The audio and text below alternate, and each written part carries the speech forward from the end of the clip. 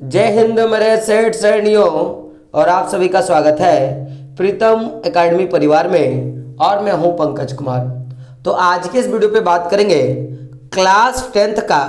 किसका बात करेंगे? क्लास 10th का जो एसएसटी है। और हम लोग एसएसटी का सब्जेक्ट किस पे बात करेंगे? तो जो आपका हिस्ट्री का सब्जेक्ट है, उस हिस्ट्री के सब्जेक्ट का आपको पता होगा कि जो चैप्टर नंबर क्या है आपका 3, भूमंडलीकृत विश्व का बनना। इस चैप्टर के हम लोग इंपॉर्टेंट क्वेश्चंस पे बात करो या जो भी नोट्स हम लोग उस पर डिस्कशन कर रहे थे। तो पिछले वीडियो पे हम लोगों ने इंट्रोडक्शन क्लास लिया और उस पे एक पॉइंट पे बात किया था कि क्या कारण है कि 19वीं सदी में हजारों लोग जो है वो भागकर अमेरिका जाने लगे, और इसके कारण और परिणाम के बारे में हम लोगों ने चर्चा किया। और साथ ही साथ हम लोगों ने देखा कि एक ऐसा पॉइंट था जब पूरा का पूरा व्यापारिक विश्व व्यापार का जो केंद्र था वो भारत और चीन के पास था। लेकिन ऐसा क्या कारण हुआ 15वीं सदी में कि जो ये भारत और चीन के पास जो व्यापारिक केंद्र था वो घिसक कर कहां चला गया? पश्चिमी देशों की ओर चला गया। इसके बारे में हम लोगों ने चर्चा की और इसके परिणाम के बारे में भी हम लोगों ने देखा। आज हम लोग बात करेंगे एक नए टॉपिक पे। टॉपिक नंबर आपका क्या है? 2। और टॉपिक क्या है? 19वीं शताब्दी। और डेट याद रखिएगा 1815 से लेके 1914 तक का जो पूरा का पूरा जो घटनाक्रम है, 1914 तक का जो घटनाक्रम है, 1815 से लेके 1914 तक का जो पूरा का पूरा जो घटनाक्रम है, आज हम लोग इसके बीच में देखेंगे। तो सबसे पहले अगर आप देखोगे तो यहाँ पे एक क्वेश्चन आता है। क्वेश्चन क्या आता है कि 19वीं सदी में दुनिया किन कारकों के चलते तेज गति से बदलने लगी? सबसे पहला क्वेश्चन कि ऐसी कौन से कारण हैं जिनके कारण दुनिया में बदलाव देखने के लिए मिला, और ऐसा क्या कारण है कि इन कारकों ने पूरे समाज में काया पलट कर दिया, उनकी जो रूपरेखा है उसको बदल कर रख दिया। ऐसे आपके एग्जाम में क्वेश्चन आएंगे। तो अगर मैं बात करूं तो 19वीं सदी में जो दुनिया में जो तेज गति से बदलाव आया उसमें आर्थिक कारण, सामाजिक कारण और साथ साथ में सांस्कृतिक कारण जो है वो सबसे महत्वपूर्ण है। और इन सबके साथ साथ जो तकनीकी कारण है, जो तकनीक का ज्ञान जब समाज के पास आया तो इन चारों चीजों ने क्या क्या मैंने बोला? एक तो आपने देखा इन तीनों को, आर्थिक, सामाजिक और सांस्कृतिक, और चौथा मैंने क्या बोला? तकनीकी कारक। इन सभी कारकों के कारण पूरे समाज का काया पलट कर दिया। और इन सबका केवल एक क्षेत्र पे नहीं, या मैं यूं कहूं केवल भारत पे नहीं प्रभाव दिखा, बल्कि विदेशों में भी इनके संबंध देखने के लिए मिले। और कहीं ना कहीं ये जो संबंध था वो नए नए तरीके से संबंध जो है स्थापित हो। अब ये नए नए संबंध क्या क्या हो सकते हैं उसके बारे में हम लोग आगे जाके चर्चा करेंगे। तो आप देखिएगा ये जो संबंध है, ये संबंध 3 तरीके से लोगों के पास आके जुड़ा। जैसे मैंने क्या बोला कि केवल आप बोलोगे तो आर्थिक, सांस्कृतिक और सामाजिक और तकनीकी कारण ही नहीं था कि समाज को काया पलट करने में यह सबसे इंपॉर्टेंट भूमिका निभाया, बल्कि ऐसे और भी कारण थे। जैसे हम लोगों ने देखा ना कि विदेशों से संबंध के नए तरीके स्थापित होने लगे, तो नए तरीकों के 3 ऐसे चीजें देखने के लिए मिला समाज में जिसके कारण समाज की काया पलट हुई। अभी जो 3 कारक है इसे प्रवाह कहा गया। क्या कहा? प्रवाह। अब इसे प्रवाह क्यों कहा गया? तो जैसे आपने पढ़ा होगा प्रवाह संसाधन में हम लोगों ने देखा था, भूगोल में अपने पढ़ा था प्रवाह संसाधन, तो उसमें हम लोगों ने क्या देखा था? कुछ ऐसे चीजें होती हैं जो ऑटोमेटिकली लगातार चलता रहता है। जैसे समुद्र का जो वेग होता है, लहर होता है, वो प्रवाह संसाधन के अंतर्गत आता है।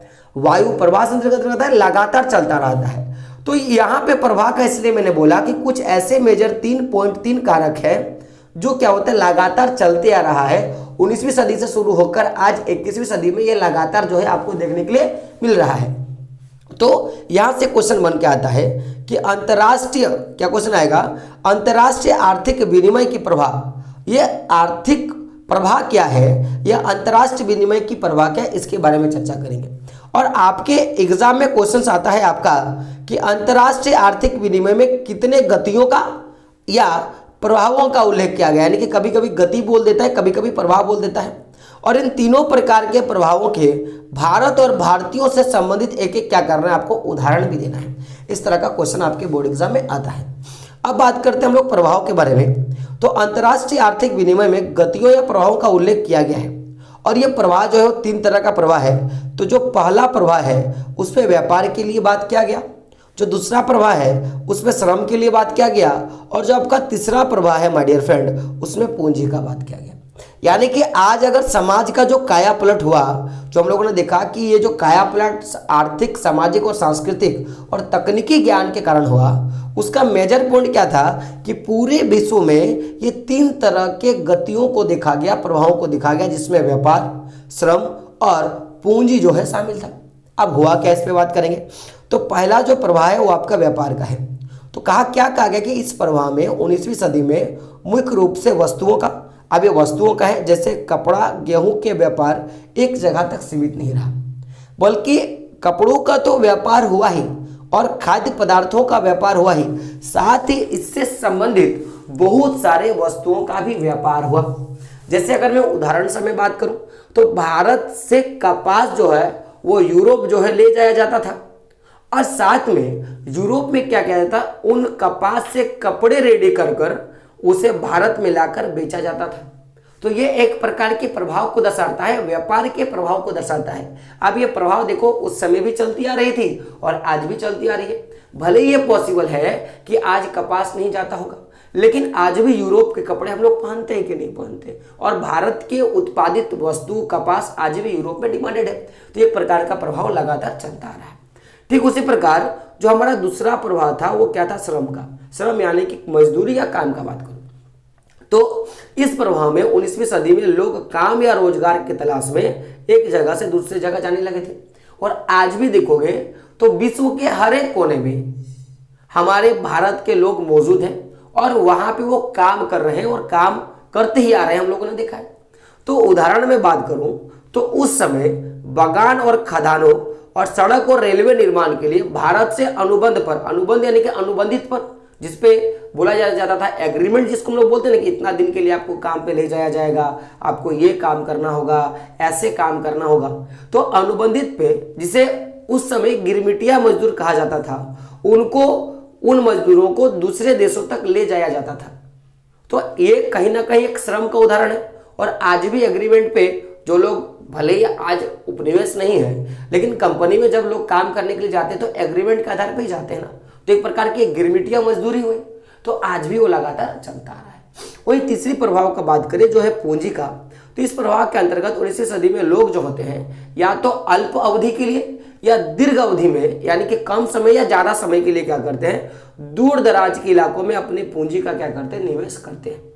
जैसे बात किया जाए उस समय में बात करूंगा तो उस समय भारत के 2 महान बैंकर थे, जिनका एक नाम क्या था, श्रॉफ, और दूसरा का नाम था चटियार।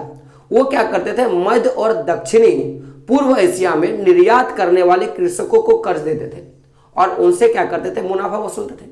अब ये सवाल है कि ये जो चटियार है, या मैं बात करूं श्रॉफ का, ये जो चटियार है या श्रॉफ का मैं बात करूं, ये क्या करते थे कि पूर्व मध्य जो एशिया है वहां पर निर्यात करने का काम करते थे।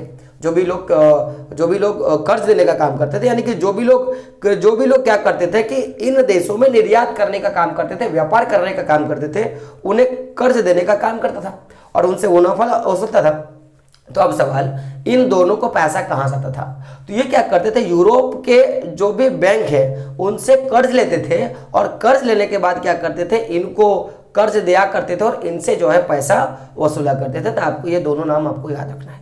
अब आप यहाँ पे एक नोट देखोगे जो सबसे इंपॉर्टेंट नोट है कि ये तीनों तरह के प्रभाव एक दूसरे से जुड़े थे और लोगों के जीवन को क्या करते थे, प्रभावित करते थे, दर बदर जो है प्रभावित करने लगे थे। बात करें अब हम लोग बात करेंगे टॉपिक नंबर 2.1 का, क्या है आपका विश्व अर्थव्यवस्था का उदय, ये आपका टॉपिक है। तो अगर आपको विश्व अर्थव्यवस्था के उदय के बारे में जानना है तो सबसे पहले आपको जानना पड़ेगा कि किस प्रकार खाद्य आत्मनिर्भरता पे पूरा का पूरा यूरोप और बाकी सभी देशों ने अपना शिकंजा जड़ा, लेकिन केवल ब्रिटेन ही ऐसा था जिन्होंने क्या किया, इस खाद्य आत्मनिर्भरता पे जोर नहीं दिया। और जब इन्होंने अपने खाद्य आत्मनिर्भरता पर जोर नहीं दिया, तब जाके क्या हुआ, विश्व में ये अर्थव्यवस्था का उदय हुआ, विश्व में एक आर्थिक अर्थव्यवस्था का उदय हुआ। या मैं यूं कहूं कि इसके बाद से जाकर 19वीं सदी में तकनीक का प्रभाव ज्यादा मात्रा में बढ़ना शुरू हुआ। तो अभी मैंने बोला खाद्य आत्मनिर्भरता का मतलब क्या होगा। खाद्य में आत्मनिर्भरता जैसे हम लोग बोलते हैं आत्मनिर्भर भारत, जिसमें अपना काम स्वयं करना है, किसी दूसरे देश से सपोर्ट नहीं लेना है। तो ठीक उसी प्रकार जो खाद्य आत्मनिर्भरता था उसका एक ही तात्पर्य था कि उत्पादन खुद करो और उसका उपभोग भी खुद करो और दूसरे देशों को क्या करो, अपने वस्तुओं को भेजो। इस प्रकार की बातें जो चल रही थी। तो क्वेश्चन आएगा यहाँ पे कि क्या कारण है कि जब संपूर्ण विश्व खाद्य आत्मनिर्भरता बनना चाहता था तब ब्रिटेन ने ऐसा नहीं किया, इसका क्या कारण है? ऐसे आपके पास क्वेश्चन आ सकता है। तो बात करेंगे कारण पे। तो जिस समय पूरा यूरोप खाद्य उत्पादों और उसके उपभोग के बदलते रुझान पर विचार कर रहा था तथा अन्य सभी देशों के मामले में आत्मनिर्भर होने का प्रयास कर रहा था, यानी कि जितने भी देश हैं सभी लोग क्या कर रहे थे कि चाहे आप यूरोप का बात करो तो एक रुझान चला था। जैसे अभी एक होता है रुझान चला, जैसे अभी आप देखोगे तो जैक बोर्ड पे क्या आया है कि VBI क्वेश्चन का, या मैं बोलूँ कि जैक बोर्ड एक क्वेश्चन जारी किया है। तो एक रुझान चला है, बच्चे वो जाके खरीदेंगे, जब एग्जाम आएगा तो सारे बच्चे एग्जाम के प्रिपरेशन पे लगेंगे। तो वो क्या है, एक रुझान है। तो कहा गया कि जब पूरा यूरोप खाद्य उत्पादों और उसके उपभोग के बदलते रुझानों पर विचार कर रहा था तथा अन्य सभी देश भोजन के मामले में आत्मनिर्भर होने का प्रयास कर रहा था, ठीक इसी समय 19वीं सदी में ब्रिटेन ने कुछ अलग रास्ता अपनाया। अब सवाल कि मैंने क्या बोला, क्या कारण है? तो कारण के बात करेंगे, क्योंकि ब्रिटेन को पता था कि अगर खाद्य आत्मनिर्भरता बनाता, अगर वो खुद को खाद्य आत्मनिर्भर बनाता तो यहाँ के लोगों का जीवन स्तर जो है नीचे गिर जाता और ब्रिटेन में सामाजिक तनाव जो है वो फैल जाता। अब ऐसा क्यों, इस पे हम लोग बात करेंगे। तो यहाँ पे आप देखोगे, यहाँ से एक नया टॉपिक शुरू होता है जिसको बोलेंगे कर्ण लॉ। तो हुआ क्या था, हम लोग इस पे बात करेंगे, कर्ण लॉ पे बारे में हम लोग बात करेंगे। और आपके एग्जाम में क्वेश्चन पूछा जाएगा कर्ण लॉ क्या है, या कर्ण लॉ से आप क्या समझते हैं और इसका विरोध क्यों किया गया, ऐसे क्वेश्चन आपके यहाँ पूछते हैं। तो देखोगे 18वीं सदी के आखिरी दशकों में ब्रिटेन की आबादी तेजी से बढ़ने लगी, जिसका परिणाम क्या हुआ कि देश में भोजन की मांग बढ़ गई। अब सोचो कि जब पूरा देश भोजन के लिए आत्मनिर्भर बन रहा है, ठीक उसी समय ब्रिटेन में बहुत ज़्यादा मात्रा में लोग जो है आने लगे और उनकी आबादी बढ़ गई। तो आबादी अगर बढ़ी, उनका मांग भी बढ़ा, यानी कि अगर वो भोजन के लिए आत्मनिर्भर बनना शुरू करता तो सबके लिए खाना अवेलेबल कराना मुश्किल हो जाता। तो जब सभी के लिए खाना अवेलेबल नहीं होता तो वहाँ पे सामाजिक तनाव फैलता और हिंसक टकराव होता और हो सकता तो मारकाट की स्थिति भी शुरू होती। तो हुआ क्या कि जैसे जैसे शहर फैला और उद्योग बढ़ने लगा, तो जैसे जैसे उद्योग बढ़ने लगा वैसे ही क्या हुआ, कृषि उत्पादों के भी मांग जो है वो बढ़ने लगा। क्योंकि जब देखोगे कि भोजन का देशों में जब आबादी बढ़ी तो भोजन का मांग बढ़ा, और जब कृषि क्षेत्र जब शहरी क्षेत्रों का फैला हुआ और उद्योग धंधे ज़्यादा मात्रा में लगने लगे तो कृषि उत्पादों का भी मांग जो है बढ़ना शुरू हुआ। तो जिससे जब ज़्यादा मात्रा में कृषि मांग बढ़ने लगेगा तो जाहिर सी बात है कि जो भी कृषि उत्पाद है वो क्या होने लगे, महंगे होने लगे।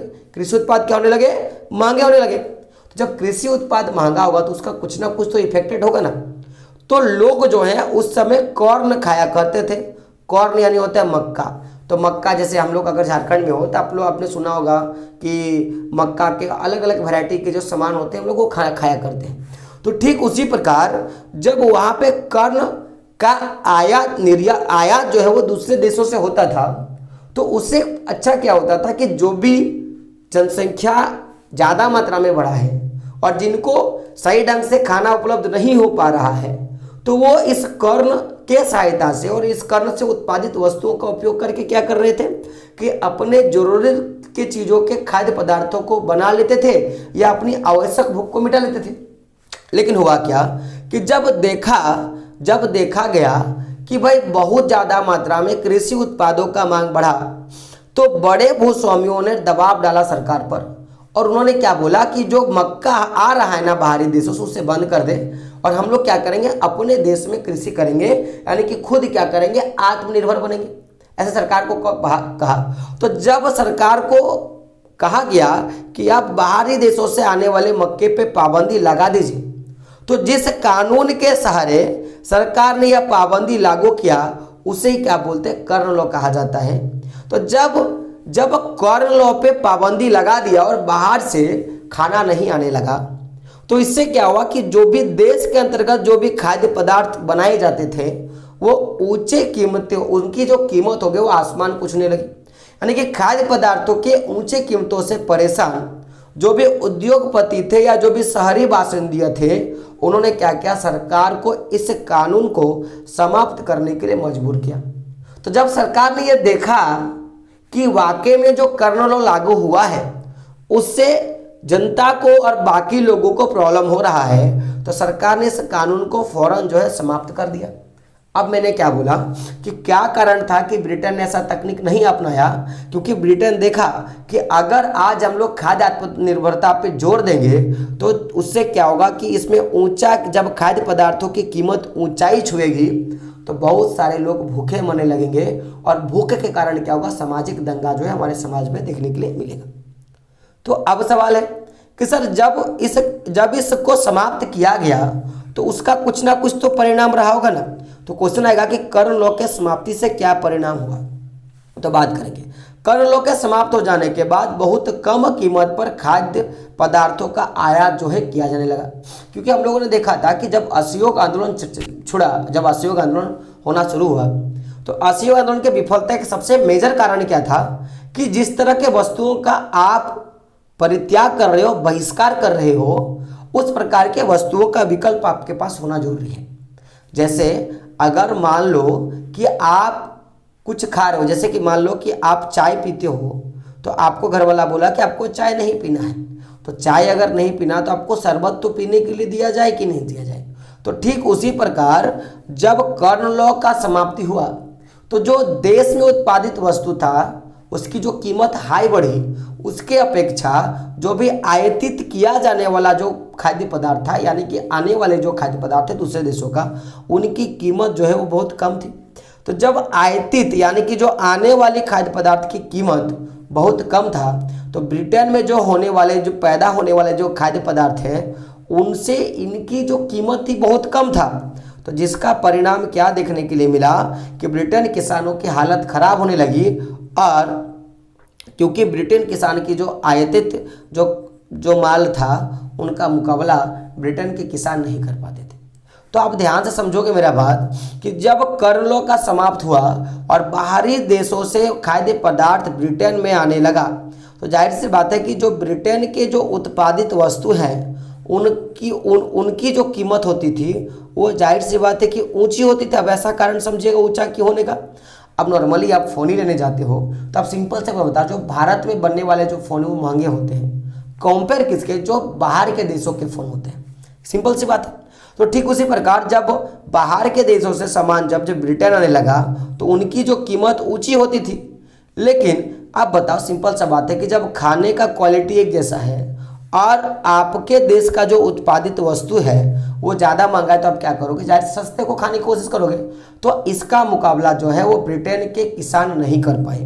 तो जब ब्रिटेन के किसान इनका मुकाबला नहीं कर पाया तो सबसे बड़ा जो घातक परिणाम देखने के लिए मिला कि ब्रिटेन में बहुत विशाल भूभाग पर खेती बंद हो गया और हजारों संख्या में लोग जो है बेरोजगार हो गए, और साथ ही साथ बहुत सारे लोग गांवों से उजड़कर, गांवों को छोड़ छाड़कर या तो शहर में पलायन कर गए या दूसरे देशों में जाने लगे। अब सवाल, अगर मान लिया जाए कि ब्रिटेन में उस समय खाद्य आत्मनिर्भरता पे जोर देता तो क्या ब्रिटेन के लोग सक्षम हो पाते?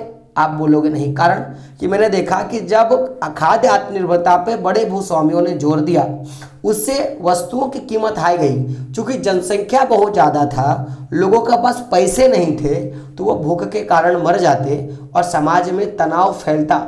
लेकिन जब उद्योगपतियों ने और शहरी लोगों ने कर लॉ पे समाप्ति किया और बाहर से जब वस्तुएं आनी शुरू हो गई तो उससे खाना तो आसान हुआ, लेकिन किसानों की हालत खराब हो चुकी थी क्योंकि वो लोग बहुत ज़्यादा हाई रेट के जो है सामान उत्पादन कर दिए।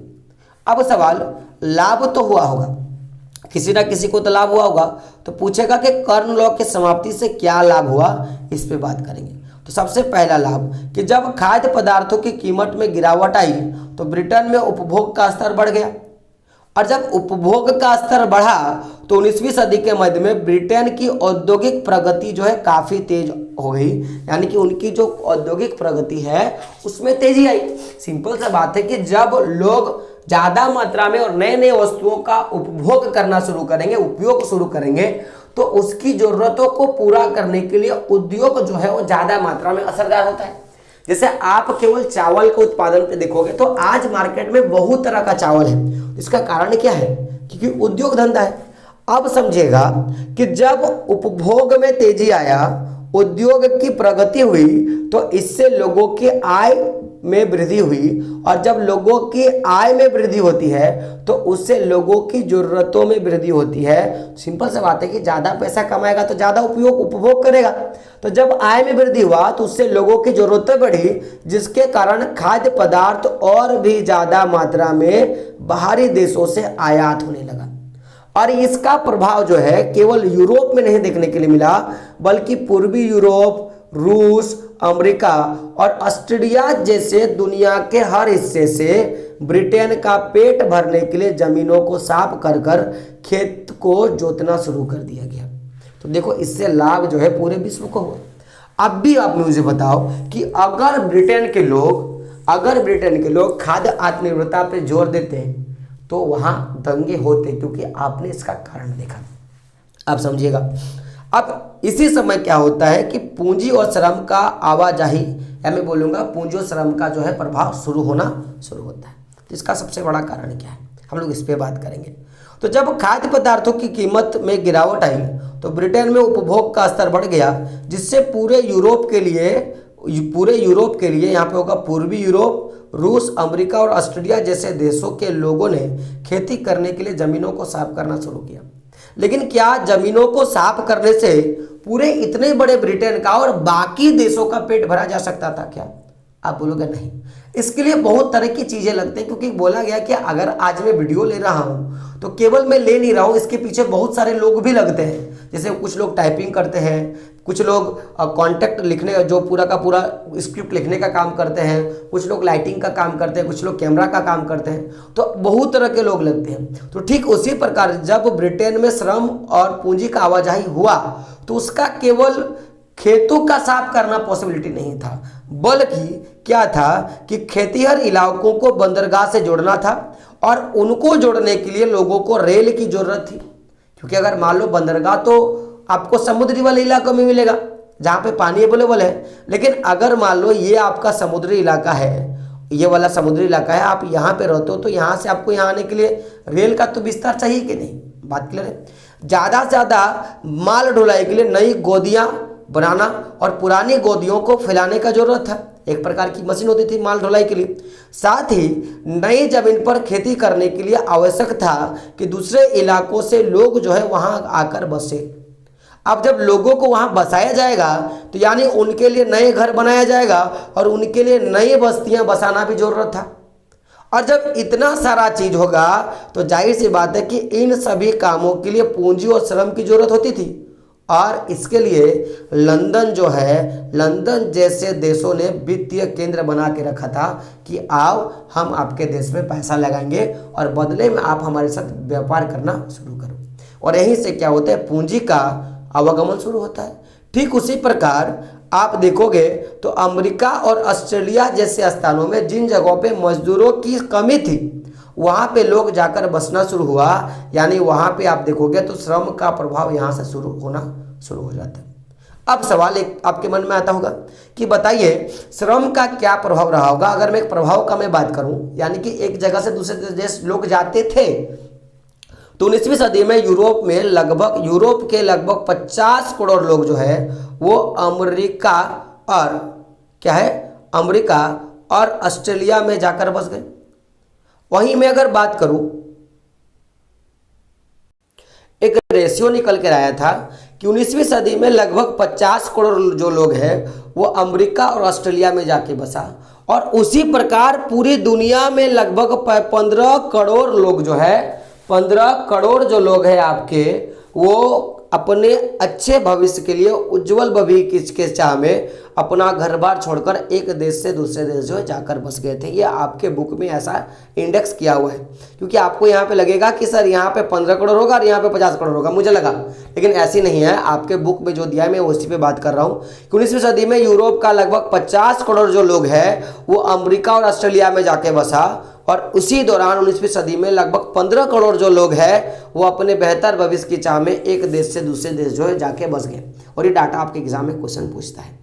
अब बात करते हैं कि जब लोगों का प्रवास हुआ, और हम लोगों ने ऊपर में देखा एक चीज, आप यहाँ पे गौर करना कि केवल आपको अगर किसी देश का पेट भरना है तो उसके लिए जमीन को साफ नहीं करना होगा, बल्कि रेलवे को जोड़ना पड़ेगा बंदरगाह से, माल ढुलाई के लिए गोदियों और पुरानी गोदियों का फैलाव करना पड़ेगा, साथ ही साथ दूसरे इलाकों के लोगों को लाकर बसाना होगा, और जब अगर बसाया जाएगा तो नए घर बनाना होगा और नई बस्तियां बसाना पड़ेगा। तो यानी कि लोग जो होते हैं वो दूसरे देशों से आते थे, और उनके लिए जो भी उद्योगपति होते थे या जो भी खेतिहर मजदूर होते थे वो क्या करते थे, घर बसाने का या बस्ती बसाने का काम करते थे। तो यहीं पे एक सवाल आता है, सवाल क्या होता है कि कैनाल कॉलोनी क्या है। क्वेश्चन क्या आता है, कैनाल कॉलोनी क्या है, और आपके एग्जाम में क्वेश्चन आएगा कि कैनाल कॉलोनी क्या है, और हो सकता है तो कभी कभी इसका उदाहरण जो है आपसे पूछा जा सकता है। तो क्वेश्चन आंसर क्या होगा कि नई नहरों की सिंचाई वाले इलाकों में अन्य स्थानों से लोगों को लाकर बस्तियों में बसाया जाता था, और इन्हीं बस्तियों को कैनाल कॉलोनी अथवा नहर बस्ती के नाम से भी जाना जाता था। यानी कि जो भी नहर बनाया गया, मान लो कि एक नदी है, नदी के इलाके से काटकर एक नहर को उन इलाकों में जोड़ दिया जाता था जहां पे खेती करना है। तो अब ये नहर बहुत बड़े क्षेत्र पे फैला होता था, तो इतने बड़े क्षेत्र पर खेती करने के लिए लोग चाहिए होते थे। तो जिन लोगों को इन नहर वाले इलाकों पे ला के बैठाया जाता था, इन्हीं लोगों के बस्तियों को कैनाल कॉलोनी कहा जाता था। अब उदाहरण पे बात करेंगे तो ब्रिटिश सरकार के द्वारा पंजाब और जो भी अर्ध रेगिस्तानी जो प्रति जमीन है उनको उपजाऊ बनाने के लिए नहरों का जाल बिछाया गया, जिससे वहां पे गेहूं और कपास का निर्यात किया जाता था। और आप पंजाब के जो इलाका देखते हो, जो भी नहरी वाला इलाका देखते हो, वहां पे बहुत सारे ऐसे लोग हैं जिनको ब्रिटेन सरकार ने लाकर बसाया था। और पंजाब जो है एक अच्छा उदाहरण है कैनाल कॉलोनी का, आप आराम से जान सकते हो, और आपके अगर एग्जाम में आएगा तो पंजाब मार के आ जाना। अब बात करते आगे, तो आप अगर देखोगे कि जब सरकार और ब्रिटेन के बाकी देशों ने इस प्रकार कृषि व्यवस्था पे आत्मनिर्भरता दिखाया, और चूंकि कृषि व्यवस्था जो है वो आपके प्राथमिक उत्पादक है, तो क्वेश्चन आपके पास आएगा कि विश्व व्यापार में प्राथमिक उत्पादों की मांग की टिप्पणी करें कि मांग क्या था और मांग का क्या प्रभाव देखने के लिए मिला।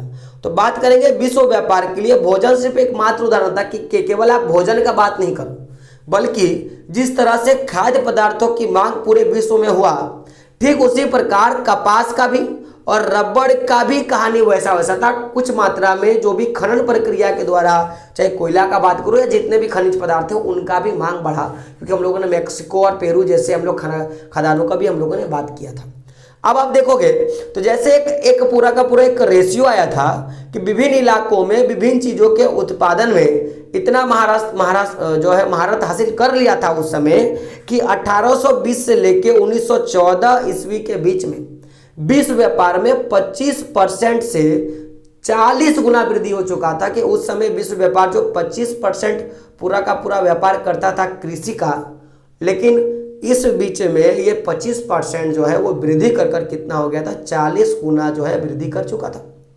और केवल कृषि व्यापार नहीं, बल्कि इस व्यापार का लगभग 60% हिस्सा जो था वो प्राथमिक उत्पादकों का था, और प्राथमिक उत्पादक में गेहूं, कपास और कोयला जैसे कृषि उत्पादों के साथ साथ खनिज पदार्थों का भी क्या था, समावेश जो है देखने के लिए मिला था। अब हम लोग बात करेंगे, अगला जो टॉपिक रहेगा वो आपका टॉपिक 2.2 से शुरू करेंगे, और हो सके तो टॉपिक 2.4 या 2.5 तक जो है पूरा का पूरा हम लोग डिस्कस कर लेंगे। तो वीडियो आपका पूरा का पूरा मैंने ले लिया। देखो टॉपिक समझ में कब आएगा, जब आप मेरा वीडियो देखने के बाद जैसे ही आप पूरे के पूरे चैप्टर को पढ़ोगे, तो टॉपिक मैंने जहां से शुरू किया वहां से आप वीडियो को देखो, आपको समझ में आ जाएगा। और हिस्ट्री को हम लोग सबसे पहले प्रायोरिटी देते हैं, हिस्ट्री को सबसे पहले खत्म करना है, फिर आपको ज्योग्राफी को भी खत्म कर देंगे, और ज्योग्राफी हिस्ट्री से खत्म होगा, फिर आपका बायो जो है आपका शुरू हो जाएगा। तो अभी हाल फिलहाल क्या करना है कि आपको चैनल को सब्सक्राइब करना है, और अगर आप हिस्ट्री का वीडियो देखना चाहते हो तो पहले तो भाई अगर आप सीधा यहाँ पे आए हो तो यहाँ से आपको कभी फ्लैग नहीं होगा, बल्कि आपको पीछे जाके भी वीडियो को देखना पड़ेगा। तो पीछे जाके वीडियो को देखो, तब जाके आपको अच्छे ढंग से समझ में आएगा। बाकी वीडियो कैसा लगा कमेंट बॉक्स में बताना है। साथ ही चैनल पर नए हो तो यार चैनल को सब्सक्राइब करना है, ताकि आप इसी तरह से वीडियो आप आसानी से देख पाओ और अपने चैप्टर का डिस्कशन कर पाओ। दोस्तों मिलते हैं अगले वीडियो में, तब तक के लिए जय हिंद, जय भारत और आपका दिन शुभ हो।